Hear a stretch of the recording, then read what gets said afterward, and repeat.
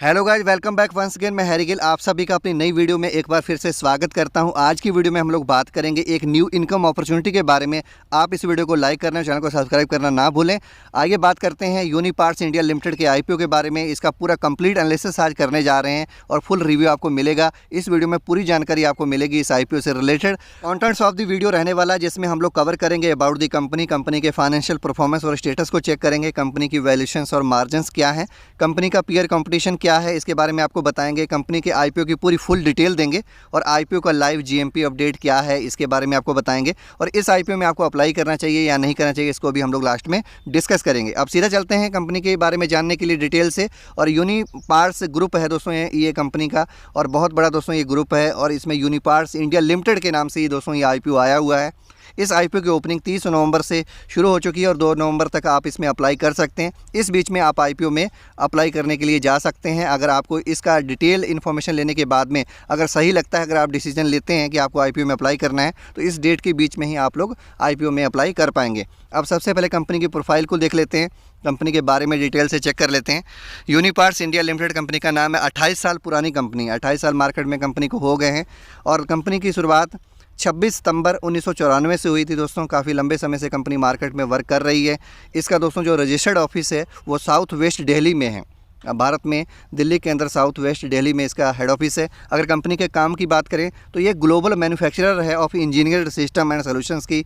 और दोस्तों ये लीडिंग सप्लायर है सिस्टम्स और कंपोनेंट्स जो भी बनते हैं for the of highway market in the agriculture sector में, कंस्ट्रक्शंस, फॉरेस्ट्री और माइनिंग, इन सेक्टर्स में ये कंपनी लीडिंग सप्लायर के रूप में रोल निभा रही है। अगर कंपनी की प्रेजेंस को देखें तो अक्रॉस दी वर्ल्ड अगर बात करें तो 25 से ज़्यादा कंट्रीज में इसका कामकाज फैला हुआ है।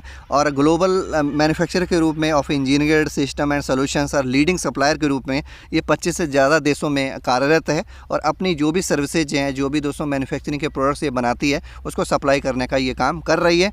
अब बात करते हैं कंपनी के फाइनेंशियल स्टेटस को देखते हैं और इसके परफॉर्मेंस देखते हैं पिछले कुछ सालों में कैसी रही है। हम बात करेंगे 2019 से लेकर 2022 के बीच में कंपेयर करेंगे और हम लोग चेक करने वाले हैं। जैसा कि आप लोग स्क्रीन पर देख पा रहे होंगे, पीरियड्स जो रहेगा 19 से लेकर 22 के बीच में रहेगा। पिछले 4 साल का हम लोग रिकॉर्ड देखेंगे। टोटल असेट्स की बात करेंगे, रेवेन्यू की बात करेंगे, प्रॉफिट आफ्टर टैक्स की बात करेंगे, नेटवर्थ की बात करेंगे और टोटल बारोइंग के बारे में आज हम लोग आपको पूरी डिटेल से जानकारी देने वाले हैं। अगर इसमें आपको पॉजिटिविटी दिखती है तो आप इसके कह सकते हैं आईपीओ में अप्लाई कर सकते हैं। आपको चांस मिल सकता है कि अच्छा यहाँ से लिस्टिंग गेन मिलेगा। अब बात करते हैं 31 मार्च 2019 का जो दोस्तों इसका फाइनेंशियल स्टेटस है, उसमें टोटल असेट्स की बात करें कंपनी के पास में 958 करोड़ से ज़्यादा की और टोटल रेवेन्यू 1062 करोड़ से ज़्यादा का हुआ है 2019 के सत्र में बोल कह सकते हैं। और प्रॉफिट आफ्टर टैक्स की बात करें तो 69 करोड़, लगभग 70 करोड़ के आसपास का इनका प्रॉफिट रहा है।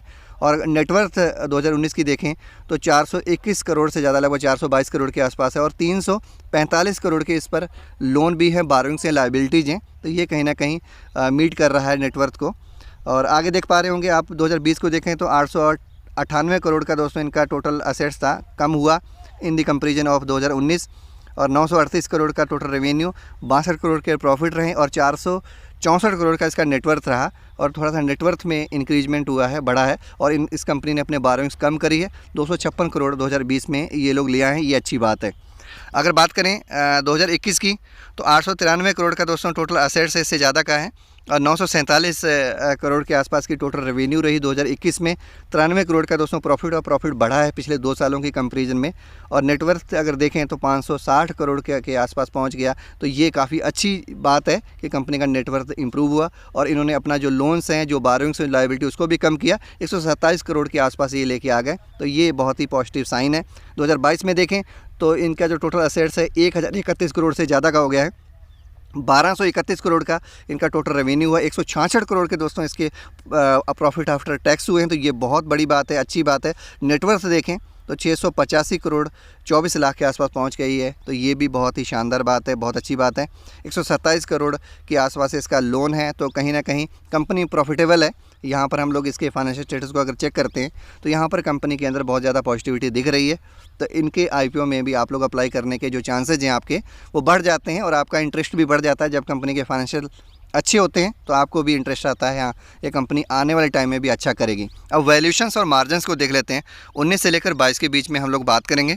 इसमें हम लोग चेक करेंगे अर्निंग पर शेयर को और पीई रेशियो को देखेंगे। इसके बाद में प्राइस अर्निंग रेशियो क्या है, रिटर्न ऑन नेटवर्थ परसेंटेज के रूप में देखेंगे, नेट एसेट वैल्यू क्या है इस कंपनी की, इसके बारे में भी आपको बताएंगे।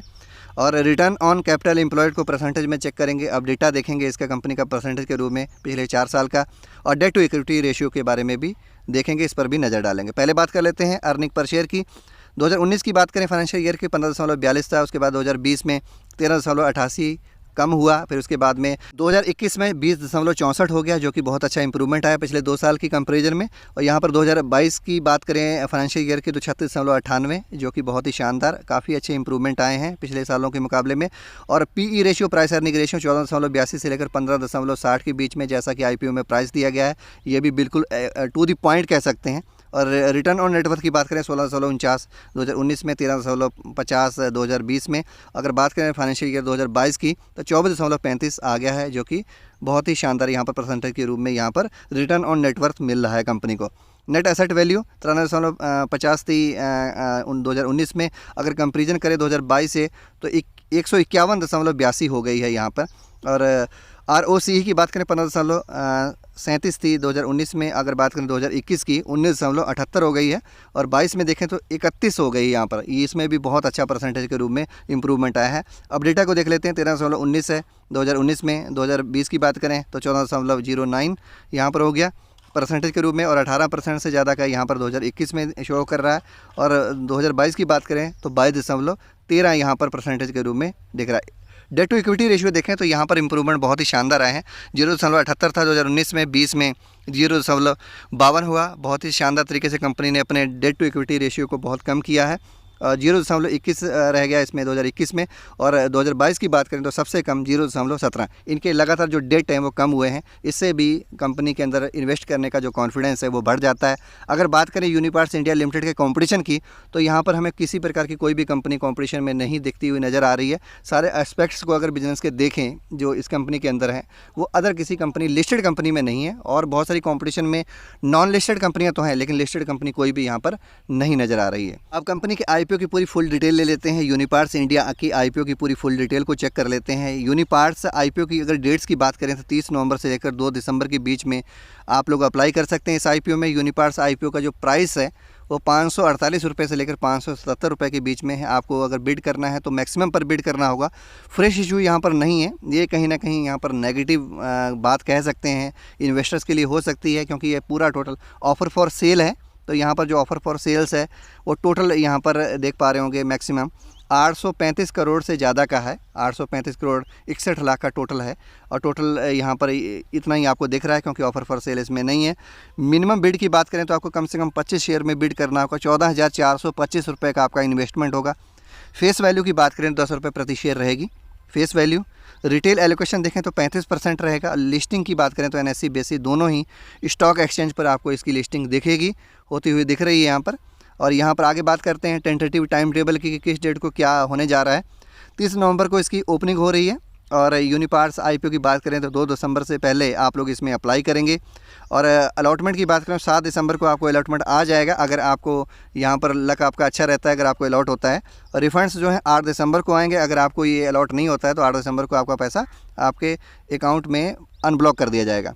9 दिसंबर को शेयर्स क्रेडिट कर दिए जाएंगे। 12 दिसंबर को इसकी लिस्टिंग की डेट है। ये डेट्स हैं, इसमें चेंज भी हो सकता है, तो आपको आगे अपडेट किया जाएगा। अब लॉट साइज़ की बात कर लेते हैं। अगर आप रिटेल कैटेगरी में तो 1 लॉट कम से कम लेना होगा, और 14,425 रुपये का इन्वेस्टमेंट है। मैक्सिमम की बात करें तो 13 लॉट ले सकते हैं, और 325 शेयर टोटल आपको मिलेंगे। 1,87,525 रुपये का आपका इन्वेस्टमेंट होगा। अगर आप स्मॉल HNI के अंतर्गत जाना चाहते हैं तो मिनिमम आपको यहाँ पर 14 लॉट लेने होंगे, और 350 टोटल शेयर मिलेंगे। 2,01,950 रुपये का आपका इन्वेस्टमेंट होगा। अगर आप बिग HNI के अंतर्गत जाते हैं तो मिनिमम आपको 70 लॉट लेने हैं। 1,750 टोटल शेयर्स होंगे। आपका जो टोटल इन्वेस्टमेंट होगा वो 1,09,750 रुपये का होगा, अगर आप बिग HNI के अंतर्गत जाते हैं। अब प्रमोटर्स होल्डिंग को देख लेते हैं। कंपनी के प्रमोटर्स होल्डिंग कितनी होल्डिंग लिए हुए हैं। प्री इशू की बात करें इसका IPO के आने से पहले 75.54% थी। अब दोस्तों केवल 10% के आसपास कम किया है। 65.79% के आसपास अभी भी इनके पास में होल्डिंग्स है, जो कि बहुत ही अच्छी बात है, पॉजिटिविटी है।